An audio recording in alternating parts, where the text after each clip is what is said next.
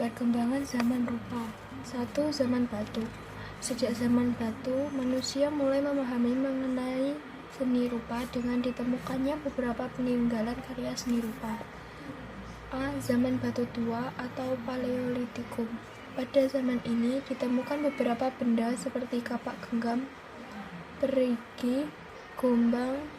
Selanjutnya ditemukan pula flakos dan peralatan dan tulang di wilayah Papua berupa lukisan binatang dari ciptaan dasar yang dicampur dengan lemak.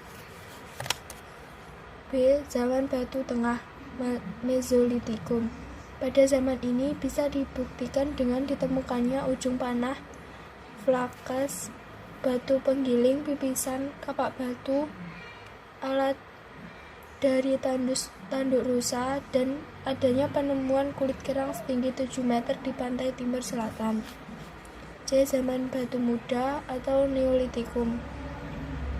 Pada zaman ini nenek moyang kita sudah tinggal menetap serta mulai bercocok tanam. Selain itu, di zaman ini seni rupa selangkah lebih maju dengan ditemukannya tembikan dari tanah liat yang sudah diberi motif hiasan. D. Zaman batu besar Megalitikum. Di zaman ini sudah mulai dibangun monumen batu sebagai upacara keagamaan yang memiliki unsur seni. 2. Zaman logam. Pada zaman ini manusia sudah mulai bisa menciptakan berbagai benda dari logam. Zaman ini ditandai dengan masuknya kebudayaan Indo-Cina ke Indonesia tahun 500 sebelum Masehi, yang peninggalannya berupa kapak, perunggu, genderang, perunggu. 3. Zaman klasik merupakan periode kerajaan-kerajaan di Nusantara di mana zaman tersebut dikelompokkan menjadi dua, yaitu masa Hindu-Buddha dan masa perkembangan Islam. Contoh dalam masa Hindu-Buddha ialah Candi Borobudur, Candi Prambanan, Candi Sewu, dan lain-lain. Sedangkan pada masa kerajaan Islam ialah masjid dan makam, keraton, kaligrafi, dan masih banyak lagi. Dan yang terakhir 4. Zaman Indonesia Baru. Pada masa ini mulai dipengaruhi oleh budaya barat karena masa ini kita dijajah oleh kolonialisme Belanda, kolonialisme Jepang, sampai masa kemerdekaan. Pada masa ini seni rupa diklasifikasikan sebagai berikut. A. Masa perintisan, contohnya lukisan Raden Saleh. B. Masa Moindie. C. Masa Cita Indonesia. D. Masa penduduk Jepang. E. Masa kemerdekaan. Dan F. Masa seni rupa baru. Seni musik. Musik Nusantara adalah semua musik yang berkembang di Nusantara yang mencerminkan identitas Indonesia, baik dari segi bahasa maupun karakter melodinya. Seni musik dibagi beberapa tahap dari era Hindu-Buddha hingga era modern. Masa sebelum Hindu-Buddha, musik digunakan sebagai bagian dari kegiatan ritual masyarakat. Alat musik yang digunakan berasal dari alam sekitar, yang contohnya adalah alat kledi yang merupakan salah satu alat musik bambu yang terdapat di Asia Tenggara. Sejumlah batang bambu ditanam di tanah dengan ukuran yang berbeda-beda, yang kemudian menghasilkan bunyi yang indah dari tiupan angin. Masa setelah Hindu-Buddha. Setelah masuknya Hindu-Buddha ke Nusantara yang ditandai dengan berdirinya kerajaan Kutai, musik mulai masuk ke ranah istana kerajaan. Peran musik tak hanya sebagai kegiatan ritual, namun juga menjadi bagian dari kegiatan istana seperti menjadi hiburan untuk para tamu istana. Alat musik gamelan terbagi menjadi 5, yaitu balungan, belimbingan, pencong, kendang, dan belengkap. Masa setelah masuknya pengaruh Islam. Dimulai abad 14, kerajaan Majapahit mengalami kemunduran. Setelah itu terjadi perkembangan pesat pada kerajaan Islam yang berkuasa. Hal ini dapat membuka jalan bagi kebudayaan Islam atau Timur Tengah untuk memberi pengaruh kuat terhadap bidang seni musik.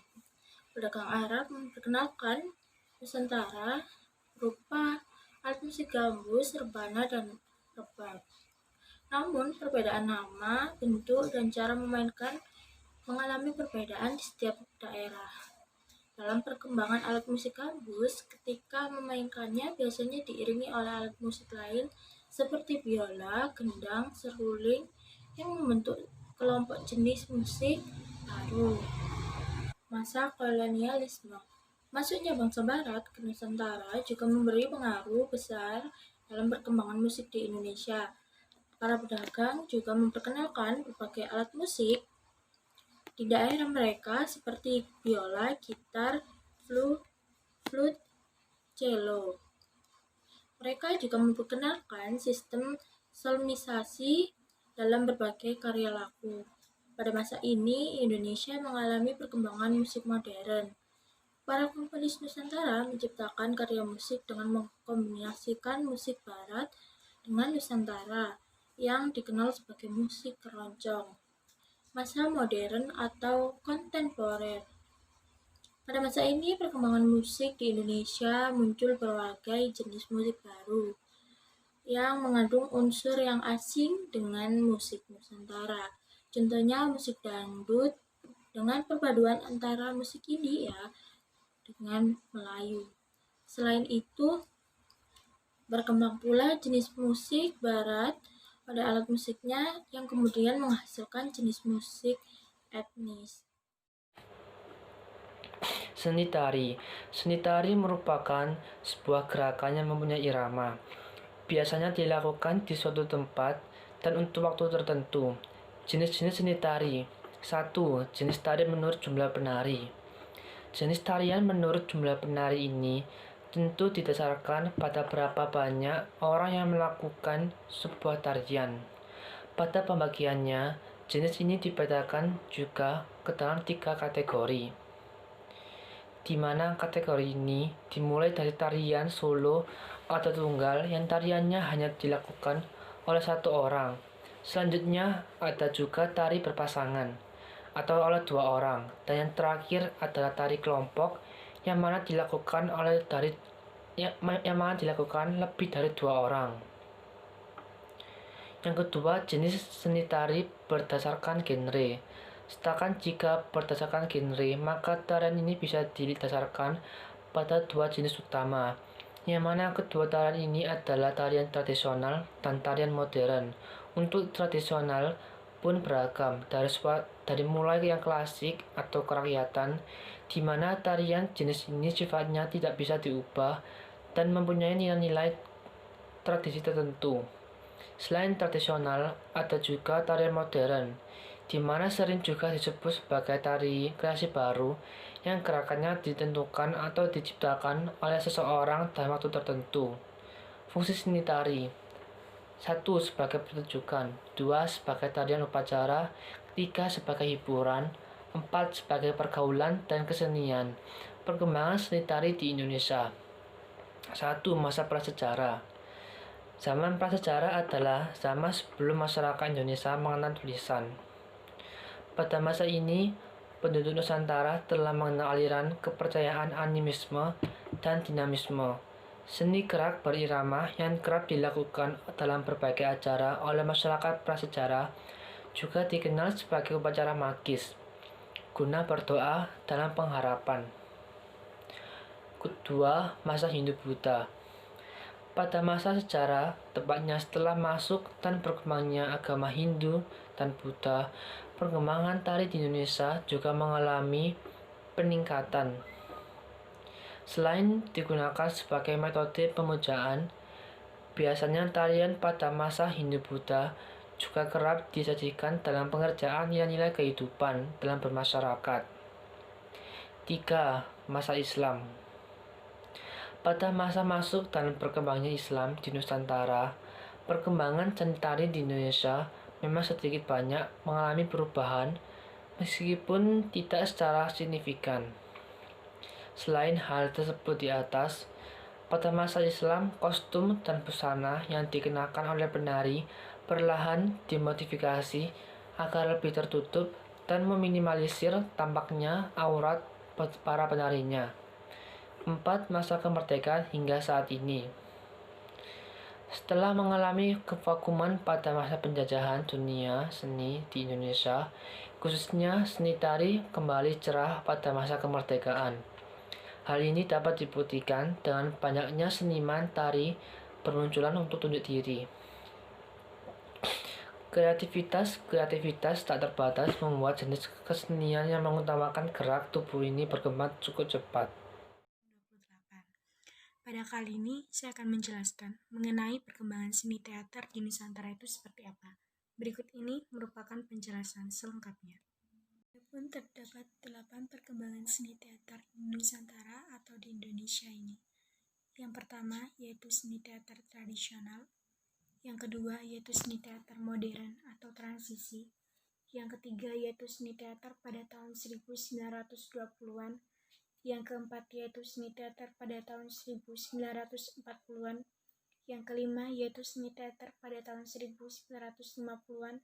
Yang keenam yaitu seni teater pada tahun 1970-an. Yang ketujuh yaitu seni teater pada tahun 1980 hingga 1990-an. Dan yang kedelapan yaitu seni teater kontemporer Nusantara. Yang pertama yaitu mengenai seni tradisional. Seni teater tradisional, yang mana seni teater tradisional ini sendiri sudah ada sebelum zaman Hindu-Buddha, maksudnya agama Hindu-Buddha dan kebudayaan Hindu-Buddha di Indonesia tentunya.